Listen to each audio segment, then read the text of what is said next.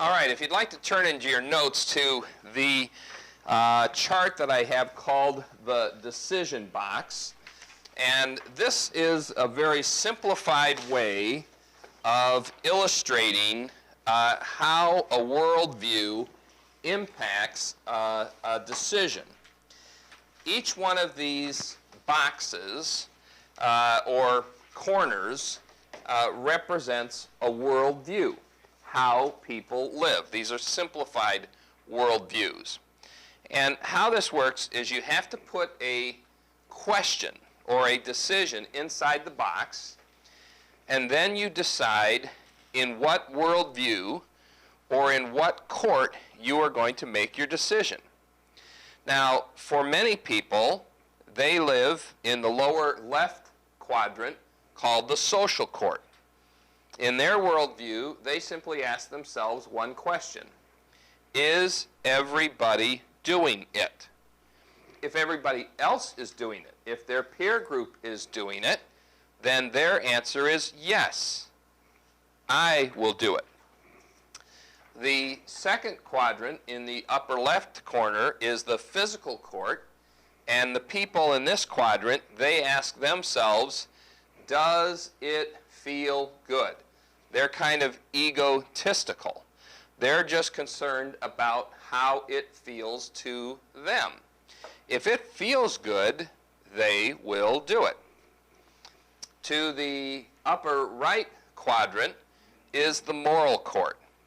These are people who will ask the question, is there a law against it? Is there a law against it?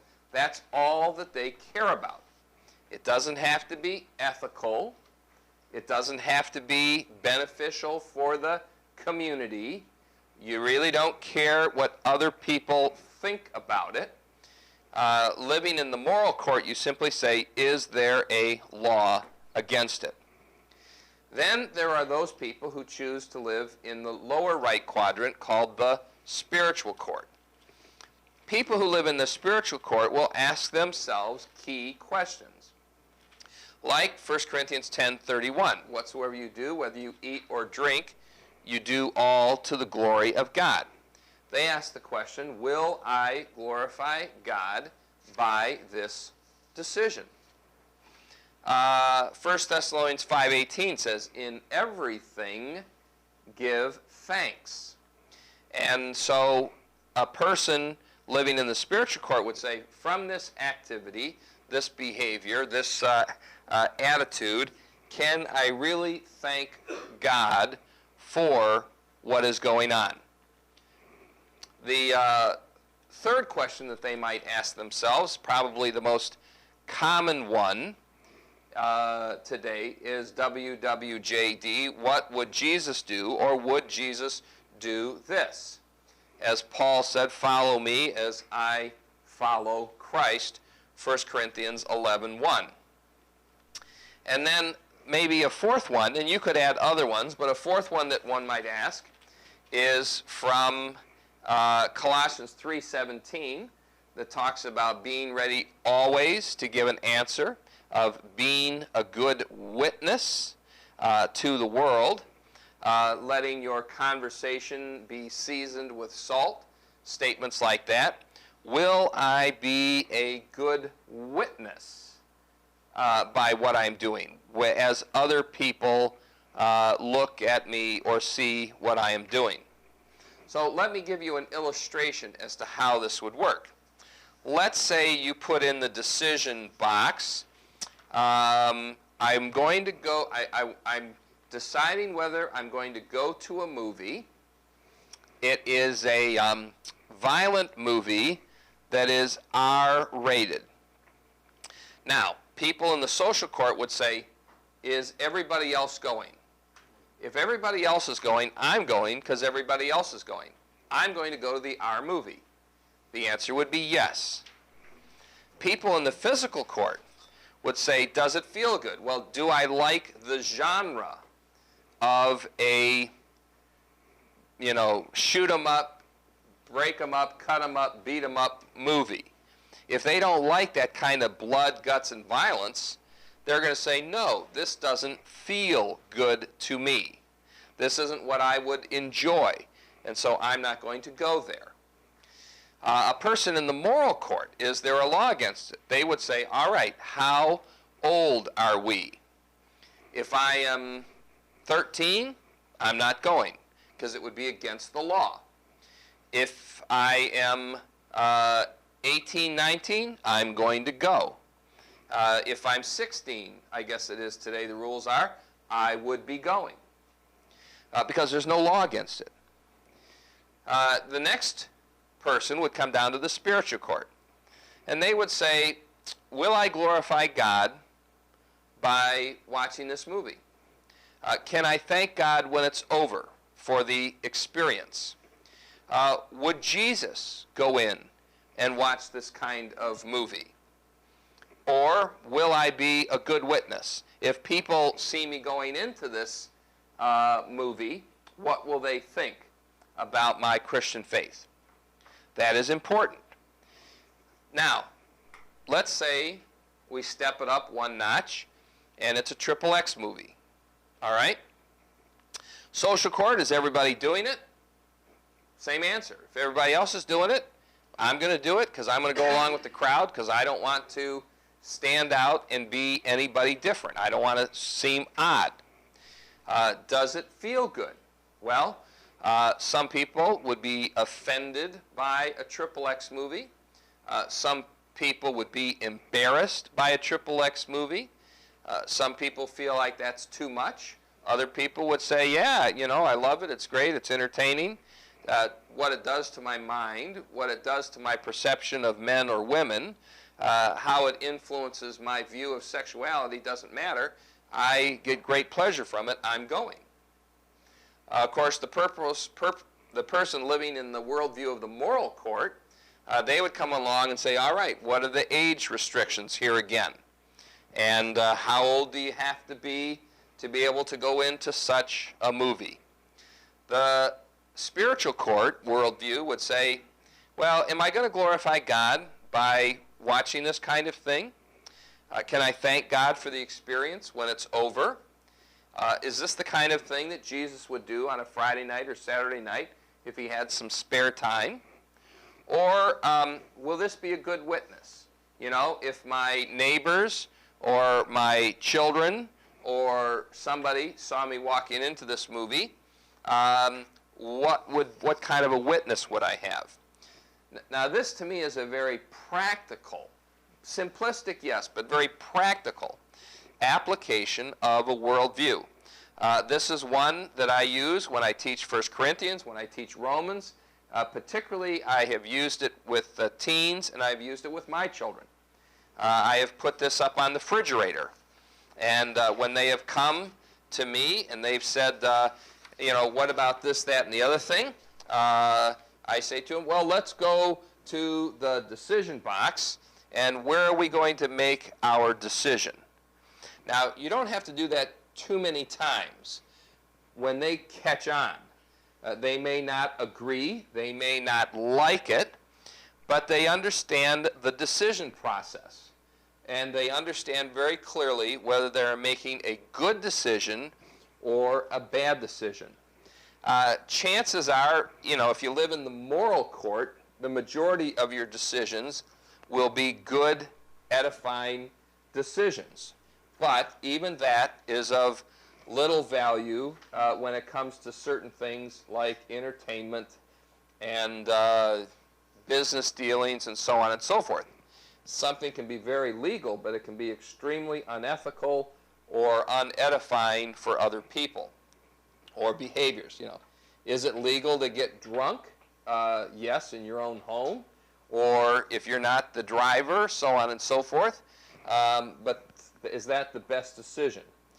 Usually if you're making a decision in the physical court or the social court, of course, you're going to be making the wrong decision. And most all marketing and advertising draws itself out of the worldview of the physical court or the social court. But if you are always trying to make your decisions in the spiritual court, chances are you're going to make a lot of very, very good decisions and have a high degree of right choices. Here again, you can do this with something like, gambling. If everybody else is doing it, yes, I'll jump on the bus and go down and lose all my money like 9 out of 10 other people, or maybe 95 out of 100 people, I don't know. Does it feel good? If it's something that you come away and you feel very discouraged and bad about, then you're not going to do it. I mean, I gave up being a Lions fan years ago because it didn't feel good. I mean, it was very discouraging. On any given day, you probably had a 1 out of 4 or 1 out of 5 chance of coming away feeling bad. The moral court, of course, is there a law against it? Not unless they want to, plead insanity and have you locked up or something for being a fan. But then down to the spiritual court. Am I glorifying God? How does this fit into His will? How does this fit into my stewardship of time? Those kinds of things. So this is a simplistic view, but I think it's a very practical view on how worldviews impact us. Now, we're going to be looking this tonight and in the coming weeks, and you're going to be reading about different worldviews. These are legitimate, I shouldn't say legitimate, these are actual, real worldviews that people embrace by which they operate and they make their decisions. And this impacts how they live. Now, one of the things that we do find within Christianity is we find that there is an imbalance at times between people involved in legalism, people involved in complete license, and not finding the balance of what I would call Christian liberty. The scriptures say that we have been set free. The scriptures say that we have lots of room for personal convictions, that there are areas in which we can make choices, and they differ one from another based upon those personal convictions, and we will look at those passages this evening.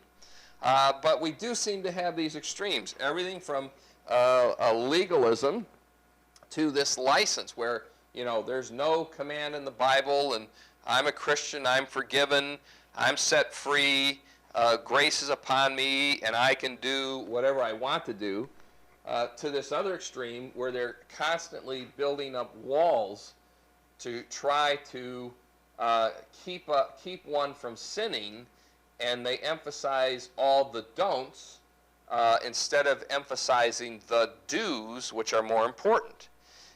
You're not going to, Christianity is more what we do than what we don't do, what we start, now what we stop. And you usually can't stop something without starting and replacing it with something good. I think that's why in Ephesians, as I remember, Paul says, to the one who steals, they should steal no longer, but instead they should do what? Work with their hands that they might give to the poor. And in that experience, you learn that it is more blessed to give than to take, not receive, to give than to take, and it is far more blessed to provide something to help somebody rather than to discourage someone. So now the next 2 pages are just the top 10 signs to identify legalism. And these are typical. If someone suggests you use your NIV Bible for firewood, chances are they're legalistic. When the building committee shoots your tires for improperly parking in a handicap zone, chances are they're a little legalistic. If the usher rips out your earring while entering, chances are you are in a legalistic church. I've been in legalistic churches where guys walked in with long hair and they escorted them down to a back room to get a haircut right away. So you got no problem with that, do you, brother? So if the pastor gives you coupons to the barber shop, if the church gives you money from the benevolent offering to buy a new suit, if the deacons patrol the star theaters for violators, if magazines have pictures cut out before delivery, if you have to file a missing persons report after being absent from a church service, if you are asked to spit out whatever you are chewing on the baseball field, and if your church sign says dress code required, no shoes, no shirt, no salvation, chances are you are in a legalistic environment. And of course, if you didn't laugh at one of these, you may be legalistic. Now, you have to balance this out for the kids, because kids will always be accusing their parents of legalism. So this is more for the teenagers. How to know when it is not legalism, but wisdom from God. Your parents tell you something, it's wisdom from God. You are having a debate with your parents over rules, it cannot be legalism. You think parents are being legalistic, it cannot be legalism. If your teachers tell you what to do, it cannot be legalism. If the police officer pulls you over, it is not legalism. Your freedom feels restricted, it's wisdom from God. When you think that you are too mature for the standard, it cannot be legalism. You think rules are constantly changing, it cannot be legalism. You ask your parents for something, for instance, the car, and they say no, it cannot be legalism. It must be wisdom from God. So you have to kind of balance those things out. Now let's define our terms. What is legalism? Legalism is the establishment of extra-biblical standards for the purpose of glorifying the flesh for the attainment of salvation or sanctification. It's extra-biblical standards that a church or somebody makes up that says, because I do this, I'm better than you. Because I do this, I'm closer to God than you. Legalism is not the presence of law, but an improper attitude, authority, or purpose of the law. The command to do something is not necessarily legalistic. Dr. Charles Ryrie says legalism is a fleshly attitude which conforms to a code for the purpose of exalting oneself. So where do you see this kind of legalism? And again, sometimes it's a fine line between wisdom and legalism. But I think that there are a lot of pastors who lord it over their congregations, who make up these kinds of extra-biblical standards, and they are exercising legalism. It might be how precisely you are to dress. Now, there are principles in the Scripture about not braided hair, that we shouldn't dress in such a way as to draw attention to ourselves, that we certainly should not be immodest, but we don't have to have a three-piece suit to come to church. It may be a nice golf shirt, but if somebody's coming directly from work or something and they're coming in work clothes, so be it. When I was at Dallas Seminary, we did have the rule that in the classroom and on campus, you wore a sport coat or suit and tie. Now, they communicated enough that they were saying, this is not what we think causes you to be a better student or to be closer to God or more spiritual. Their attitude was, we want to create an environment of professionalism, that you are going to be ministering in churches, you're going to be representing a profession, you're going to be representing the Lord, and we want to create an environment in which we are serious about our studies. And that very much carried the culture. Now, again, there were guys and women who were coming straight from work or going straight to work, and they had to wear different uniforms or whatever, and there was no problem. This was not a hard and fast rule where exceptions could not be granted without establishing a new rule. I have also been on other campuses where you could sit down and smoke a pipe during class. Now that was probably not true anymore, since that has become more of a social issue. People wearing torn up blue jeans, so on and so forth. And it was a very disheveled, and I will say it did not communicate the same kind of professional environment. So you have situations like that. But when you start to tell people that the only way of baptism is 3 times back or 3 times forward, or that you cannot say amen but amen, and all those kinds of things, you can't have certain labels on one's clothing, or you cannot have you can't have boys and girls in the lake at the same time.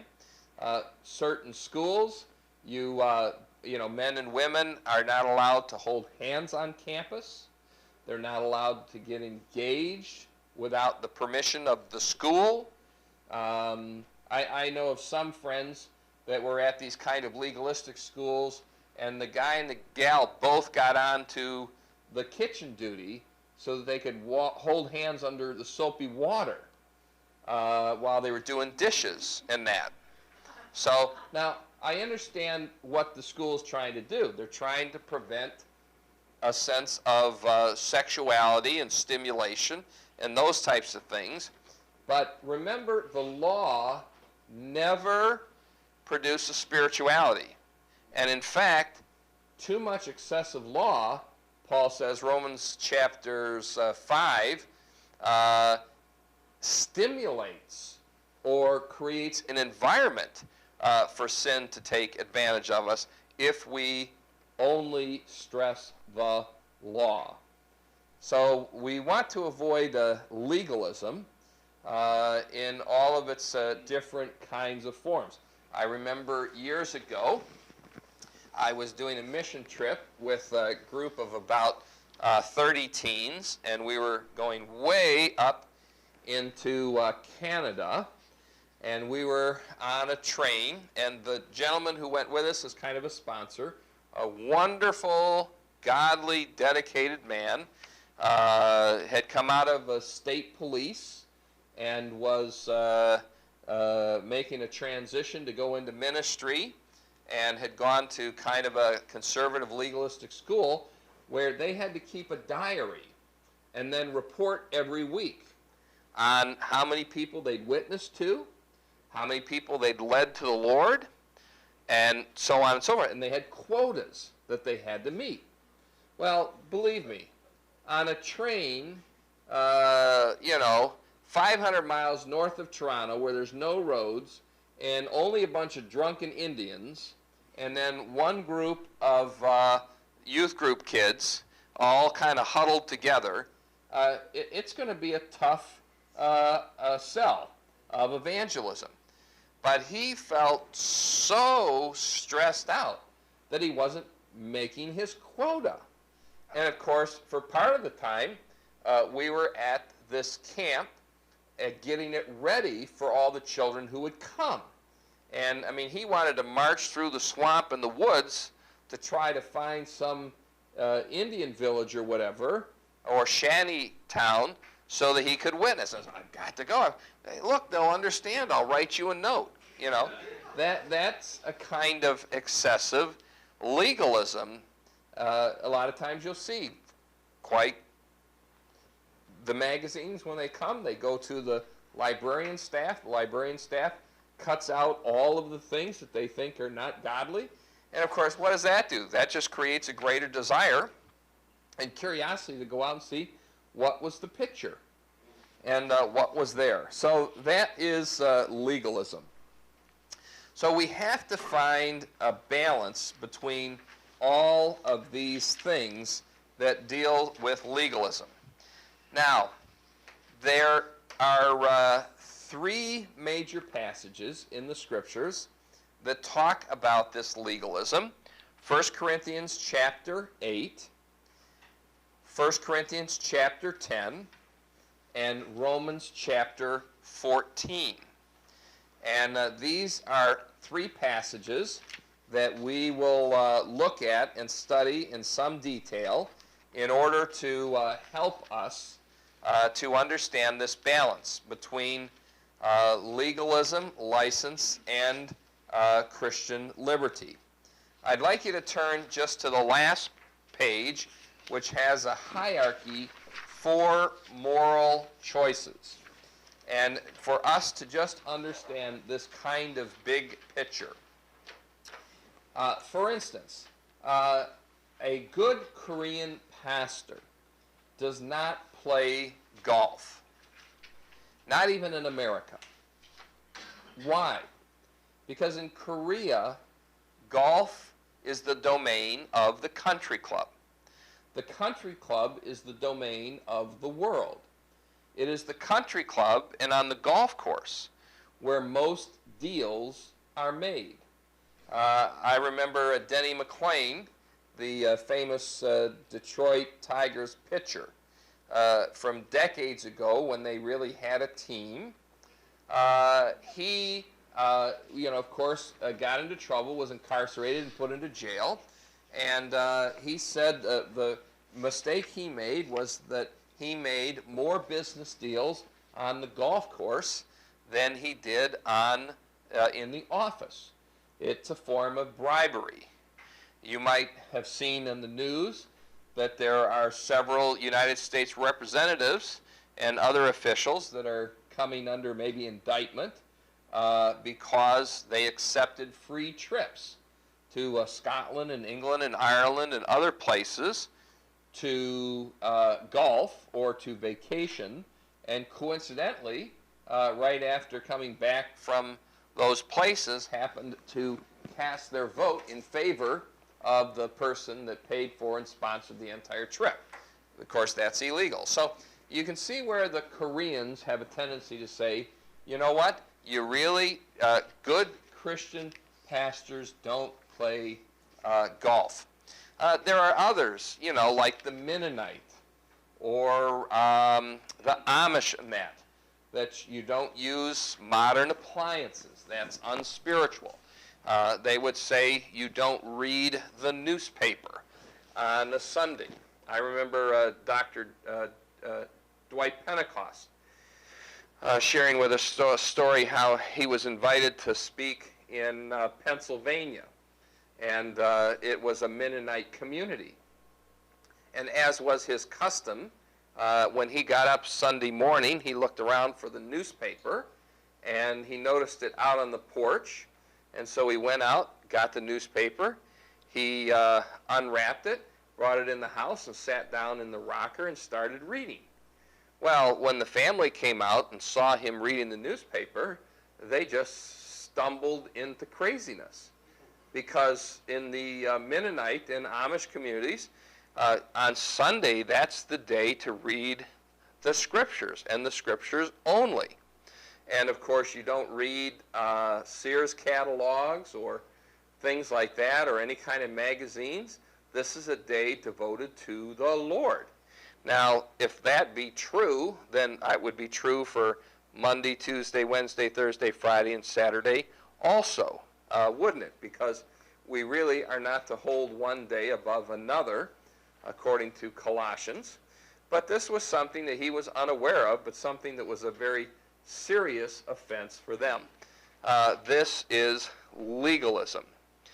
We don't have much of it in the sense broadly across our culture here in the Detroit area, but if you were to go over to Grand Rapids, to the Holland area, where you have the Reformed churches that are the Old Presbyterian or the Dutch Reform, those kinds of things, where they still believe that you keep the law, that you keep the Sunday Sabbath, even though it's the first day of the week rather than the seventh day of the week, so on and so forth. They have all kinds of rules That's why Myers was never open for decades and decades. In fact, 20 years ago, most all department stores and everything were all closed on Sunday. And to go out to dinner on a Sunday was absolutely terrible because you were causing someone to work. So you do get this kind of legalism. Now, in this hierarchy of moral choices, what I'm trying to suggest here is that there are certain things that you can say, you know what, this applies to everybody. And then this maybe applies to somebody. And then this applies to my group, and then this applies to my family, and then this applies to me alone. And it goes down in it gets smaller and smaller in the scope of who it applies to. For instance, an explicit teaching from the Bible. This is what I would call a biblical mandate. Explicit teachings about morality, stealing, murder, anger, drunkenness. On the positive side, to love your neighbor, a holy kiss, and foot washings. Now, when you get down to the holy kiss and the foot washings, then you start to get into a question of cultural application even. But the scriptures very plainly say, greet one another with a holy kiss. It clearly states from Jesus' example that we're to wash one another's feet. So those are explicit teachings, and you need to take them very, very seriously. On the next thing, you've got biblical principles. There is no explicit statement. There are only implied statements. Things like gambling, things like smoking, things like the use of drugs, things like abortion. The Bible does not directly address abortion. It certainly has an implied statement. Things like the speed limit, or our appearance, or our eating habits. Now, as you go down to the next one, you say there are cultural standards. These are maybe national or ethnic. For Koreans, it's golf. For Arabs, it's their legs and feet. For the Dutch, it's Sunday. For the Amish, it's got to do with modern conveniences. For some people, it's hair length. For some people, it's Sunday shopping. The next one down below that would be if you are a part of a church and it has a denominational or institutional distinctive, like church government. I don't think the Bible is totally explicit on the form of church government. But my point is this. If you join a denomination or you join a church and you know that they have these denominational or institutional distinctives, then leave rather than create a divisive disruption. Don't join in order to divide or disrupt. Better to leave. Because we're not talking about thus saith the Lord. The form of baptism. The kind of music. As I mentioned, suits at seminary, or dress code and styles, or even the translation of the Bible.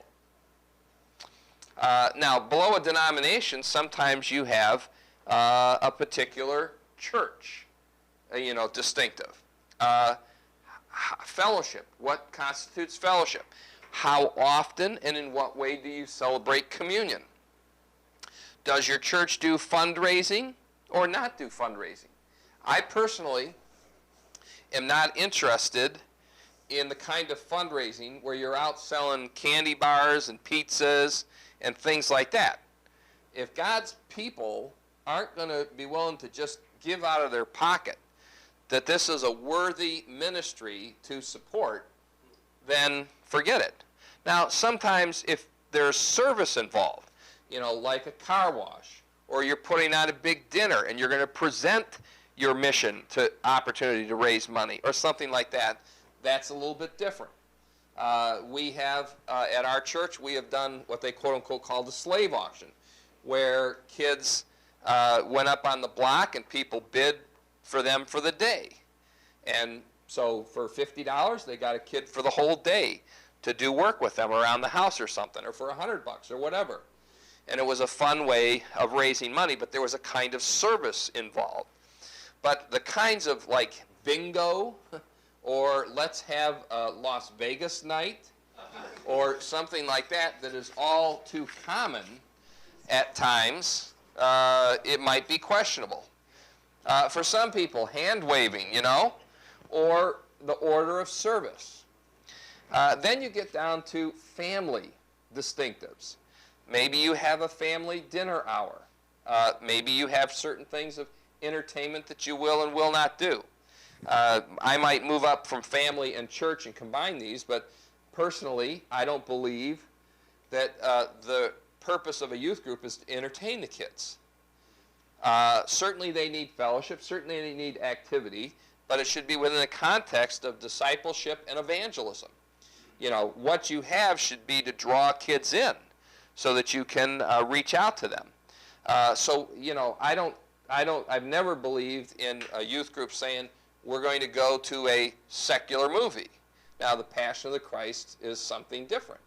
But going to a secular movie, that's what the world does for their entertainment. We ought to be doing something better. But see, I don't have a thus saith the Lord. I might be able to build an argument, but I don't have any explicit teaching.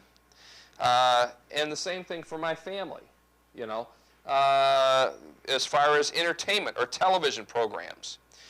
The different roles of a mom and a dad in a family, or a husband and a wife, or how you celebrate holidays, whether you have a Christmas tree or don't, whether you give gifts or you don't. Now, I'm of the opinion that I do receive gifts, just so you know. Or, you know, clothing style. There's a lot of things that become family distinctives, family values. And those are good for you, the way you discipline your children, or the way you view these different things. But that's between you and the Lord. I have a struggle with some of my family members here at the church as their shepherd. They have a value set that says, if my kids have to miss church for sports, that's no problem. If they miss church for school, that's no problem. Anytime that school and sports and church come into conflict, school and education or sports wins. Now, I think that's a poor choice, but you know, there's nothing in the Bible that says they have to be here Sunday morning to worship. There's nothing that says that there's no explicit teaching. I might be able to build some implicit teaching. I might be able to show some examples of choices between the things of the world and the things of God.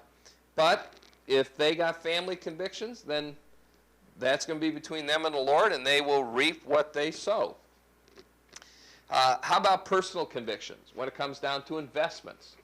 You know, can you invest in a beer company that's making great profits? This deals with social issues and those types of things. Are you going to invest in a medical system that supports abortion? Are you going to invest in a hospice system that practices active euthanasia or different things like that? Are you going to buy into stocks that have, you know, questionable movies and advertising? You know, would you own Disney stock when they're one of the most greatest producers of R-rated plus type movies? So on and so forth. So we see a lot of this today with people voting with their pocketbook in these personal convictions. When Kmart owned Borders Books, and Borders Books was the biggest seller of pornography, I stopped going to Kmart's. I don't think I've been in a Kmart's 5 times in the last 20 years because of that. If Meyer started to do something like that or whatever, I would still vote with my pocketbook. I don't support, but that's a personal conviction. That's one way of my influencing. That's why I'm a part of the Million Man website, where I can shoot off emails when they send me social issues, so on and so forth, to different companies. Like American Girl Dolls now has become a significant donor to women's gay rights and programs. I don't think that's healthy for women. And so, personally, I'm getting rid of my private collection of American Dolls, as attached as I become to them. Probably going to have to take them out and just take a little Smith & Wesson or Remington, practice to them. Pooh! But you understand, you have all of those different things there. And then you get down to other things like, you know, sports, church attendance, tithing versus stewardship, entertainment, what kind of literature, alcohol, how much alcohol, what kind of alcohol can you have? You know, can you have Mike's Hard Lemonade? Can you have, I was surprised last night at the Red Wings game. I mean, a little bottle of beer is like $7 or $8, man. I mean, I couldn't drink that just because I'm so cheap. I'm so Scotch I couldn't do it. So, but you know, hard liquor versus that, and then of course the whole political realm. You know, can you be a good Republican or a good Democrat and still be a good Christian type of thing? So the hierarchy is for us, in a sense, to have a, when we come into our Christian worldview, to begin to say, how much emphasis can I put? How much separation should I put? I get calls from people who want to talk about, you know, our church before they come, and they've got like a list of 30 things that they, you know, do you believe this? Do you believe that? Do you not believe this? Do you not believe that? And you're going down all the way through this list. And man, if one of the 30 isn't right, you know, you're off the list, which is fine, because I don't want to be on that list. But see, that is very sad, because it shows a lack of biblical, I wouldn't use the word tolerance, but certainly biblical insight, that there are things that you separate fellowship over, and there are things that you don't, and that you just allow each other to have personal convictions about. And I think that this is very, very helpful to think in terms of this hierarchy. The farther down you go, the looser you ought to be towards other people. Now, I taught this some years ago. I started getting invited into some very strict Baptist fellowships. Baptist Bible Fellowship, Independent Fundamental Churches of America, and a few of those others. And I was teaching at one of their quote-unquote approved schools, and so I started to get invited to these things, and literally the people went nuts with me. I thought at times I was going to be declared a heretic, that I was going to be thrown out in the first meeting, and I would have to say to the leadership, I'd have to say, relax, take it easy, give me a chance. I'm a kind of person that I want to teach people how to think, not what to think. And if you just give me a little time, you're going to find I'm going to be at the same place that you're at probably, but I'm going to get there a little different way. And I think a little bit sounder way, a little more thoughtful way. And for instance, when I would hold these kinds of forum discussions amongst both middle schoolers, high schoolers, and adults, the leadership would just go absolute. I mean, it wasn't 15 minutes after the close of the service, they were all surrounding me, you know, like lions or hyenas, ready to pounce and kill. And I'd just say to them, look, we can have this discussion amongst ourselves.